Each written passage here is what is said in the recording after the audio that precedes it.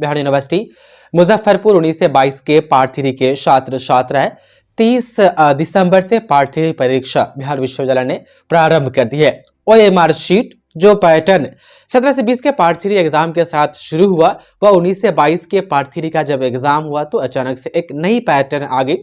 बिहार विश्वविद्यालय को यह हमेशा से करना चाहिए कि जब आप नए ओएमआर शीट आप लाते हैं तो बिहार बोर्ड की तरह आप भी एक सैंपल ओएमआर शीट अपने वेबसाइट पर डालें या किसी भी माध्यम से छात्र छात्राओं तक पहुंचाएं ताकि छात्र छात्राओं को एक आइडिया हो कि ओएमआर शीट भरना कैसे।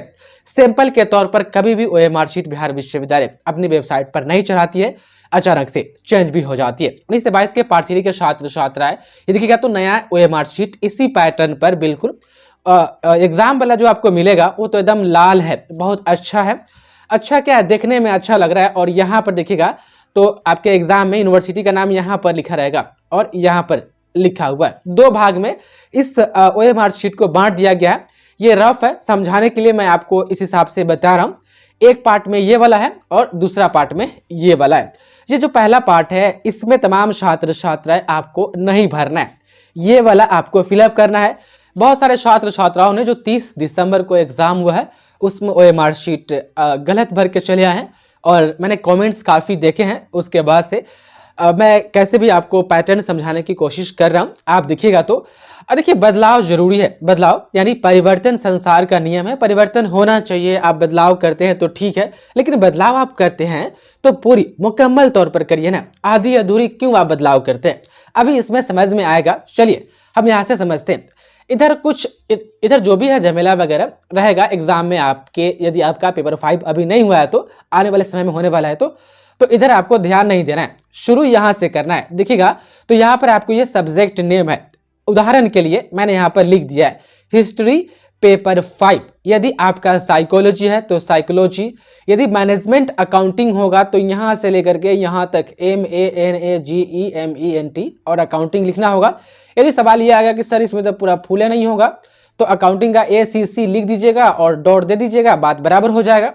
और रहा बात कि ये पेपर 5 ये मैंने यहाँ जो लिखा है, यदि आपका छोटा सब्जेक्ट है इतने में अट जाएगा तो पेपर 5 लिख दीजिएगा, नहीं तो ये पेपर 5 छोड़ दीजिएगा क्योंकि पेपर का नाम यहाँ पर जताना है, यहाँ पर बता दिया जाएगा, आपको बताना है। देखिए इसमें सब्जेक्ट नेम है तो इसमें सब्जेक्ट नेम ऐसे ही लिखना है। आप देख पाएंगे मैंने यहाँ पे हिस्ट्री लिखा है, पेपर 5 यहाँ पर लिखे तो भी चलेगा, नहीं लिखे तो भी चलेगा क्योंकि एक जगह और घसना है। ठीक, तो इतना कॉलम में आपको इसी तरीके से अपने सब्जेक्ट का नाम लिख लेना है। उसके बाद से स्टूडेंट नेम में देखिए तो ये ऐसा है, स्टूडेंट नेम में जैसे कि मैंने यहाँ पर सुकेश कुमार लिखा है तो सुकेश के बीच में एक छोड़ दिया है मैंने और कुमार यहाँ पर लिख दिया है। बिल्कुल ऐसे ही आपको लिखना है न्यू पैटर्न पर। अब देखिए डेट ऑफ बर्थ, ये एग्जामिनेशन डेट यहाँ पर ये आपको क्लियर नहीं दिख रहा होगा, ये एग्जामिनेशन डेट है। बिल्कुल ऐसी ही ओएमआर शीट आपको एग्जाम में मिल रहा है। तो यहाँ पर DD है और MM है और YY है, तो मैंने यहाँ पर 03 लिखा है और 01 लिखा है और 23 लिखा है, मतलब कि 3 तारीख और पहला महीना और 2023, क्योंकि अब जो एग्जाम होने वाला है वह 23 में होगा। 22 में तो अब एग्जाम कोई है नहीं, 30 तारीख को था वो हो गया और 31 वाला तो खैर पोस्टपोन है, तो बात अगले साल की होगी। तो उदाहरण के लिए देखिए कि अगर DD में आपको दिन लिखना है और 3 जनवरी को यदि आपका एग्जाम होगा तो 03 ऐसे लिखिएगा।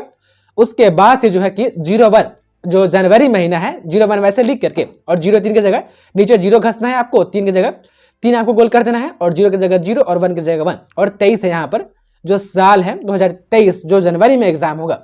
यदि 22 में है तो 22 यहाँ पर होता, लेकिन हम यहाँ पर 23 समझा रहे हैं क्योंकि अगली पेपर अब 23 में होने वाली है।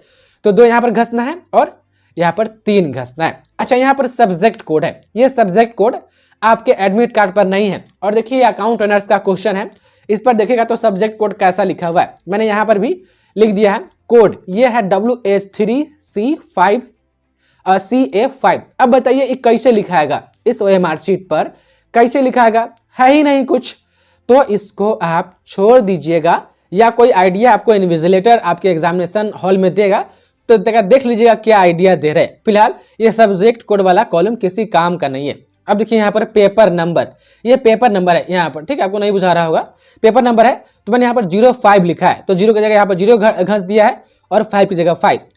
क्यों? क्योंकि पेपर 5, 6, 7 और 8 4 पेपर का आपका एग्जाम होगा ना, तो पेपर 5 का होगा तो पेपर 5, 6 का होगा तो 6, 7 का होगा तो 07 मतलब कि 05, 06, 07 और 08 पेपर नंबर में ऐसे लिखना है।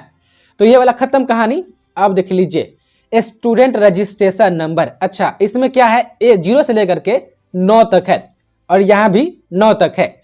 और आप अपना रजिस्ट्रेशन नंबर देखिएगा तो रजिस्ट्रेशन नंबर कुछ ऐसे होगा 1919RH 9801 करके ऐसा है ना आपका रजिस्ट्रेशन नंबर, या आपका 19BKGEN ऐसे ही करके। मतलब कहने का मतलब मोटा मोटी ये है कि आपके रजिस्ट्रेशन नंबर में डिजिट भी है और आपका अल्फाबेट भी है, ABCD भी है और 1 2 3 भी है। तो वो कैसे लिखाएगा इसमें, ऐसा बदलाव का क्या फायदा। तो कुछ सेंटर पर ये किया गया है, कहा गया है कि अगर 19 और साथ में अगर RH है तो RH या KB या D है तो उसको छोड़ दीजिए, अब बाकी 19 जो है तो उसको भर दीजिए। ऐसे ही कहा गया है सेंटर पर। देख पा रहे रजिस्ट्रेशन नंबर। तो आप लोग अपना रजिस्ट्रेशन नंबर जब भरिएगा एग्जाम देते समय तो इसमें पूरा भर दीजिएगा जैसा आपके एडमिट कार्ड पर होगा, चाहे वो AB करके हो या CD या KBD या GEN हो, 1098 से शुरू हो या लास्ट में हो। देखिए मैंने यहाँ पर लिख दिया है 19RH और मैंने कुछ अंक लिख दिए हैं उदाहरण के तौर पर, आप समझा रहा हूँ ताकि आपको समझ में आए। कुछ और भी यहाँ पर आपके अल्फाबेट होंगे तो उसको लिख दीजिएगा, इसमें नहीं घसीएगा क्योंकि है ही नहीं इसमें R चाहे H चाहे A से लेकर के Z तक कौन हो, तो कैसे होगा। तो वो वाला छोड़ दीजिएगा, जैसे कि मैंने देख पा रहे हैं मैंने इसमें छोड़ दिया है, सेंटर पर कहा गया कि छोड़ दीजिए। चलिए अब यहाँ पर रजिस्ट्रेशन ईयर है। रजिस्ट्रेशन ईयर में यहाँ पर थोड़ा समझिएगा, यहाँ पर ये जो है ना, ये 2 था ये वाला और ये 0 था। तो आपको इसमें 2 और 0 लिख देना है और ये 2 वाला इसको घस देना है गोल और ये 0 घस देना है। अब यहाँ पर देखिए आपका 19 से 22 के तमाम छात्र छात्रा है, आपका रजिस्ट्रेशन 2019 में हुआ था तो आपका रजिस्ट्रेशन ईयर 2019 होगा। तो 19 लिख करके और यहाँ पर 1 घस दीजिएगा और यहाँ पर 9 घस दीजिएगा। अच्छा, 18 से 21 के जो छात्र छात्राएं होंगे उसका रजिस्ट्रेशन ईयर 2018 होगा।